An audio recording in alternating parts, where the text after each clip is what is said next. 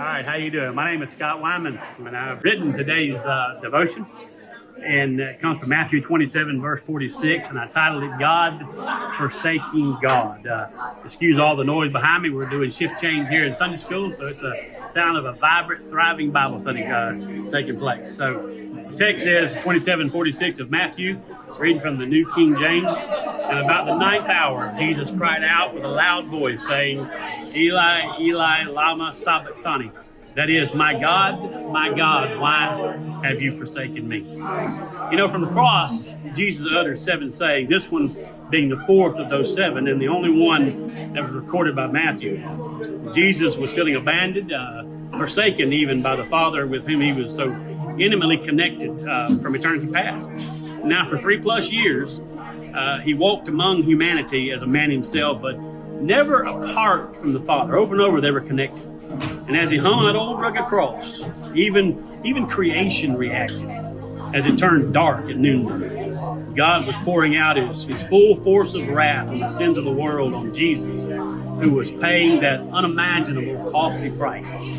Just think, Jesus had never been alone, as he is God. Never been by himself. But in these few hours, God has turned his face from his Son because he can't look on wickedness. Habakkuk 1:13 says that. God made Jesus to be sin for us. 2 Corinthians 5:21. You know, my wife and I, we adopted a boy named Tucker, who we've had from day one of his birth. And he's that happy little guy you see running around the church with that John Deere green and yellow hat on. He always wears it. He's a level 2 autistic child. And as a result, he's nonverbal. And 80% of the time, you would think he's just a quiet toddler with a big old smile on his face, and he's ready to give you a hug.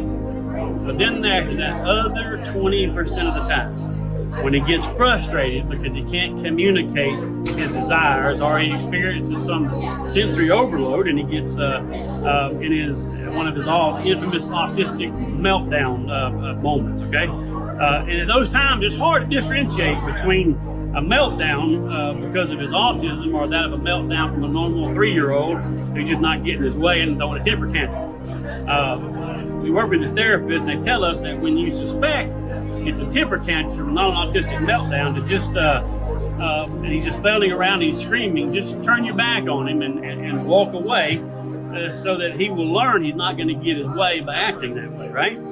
Well, basically, what we're talking about is forsaking our son in that moment. And as his father, and I imagine much more so for his mother, it breaks my heart to walk away from him in those trying moments. When you get back to the cross, that cry from the cross that dark day gives us a glimpse of how far the depths of death were where Jesus carried our sin. The cry from the cross and creation's reaction tries to show us what was happening to the Godhead of the Trinity.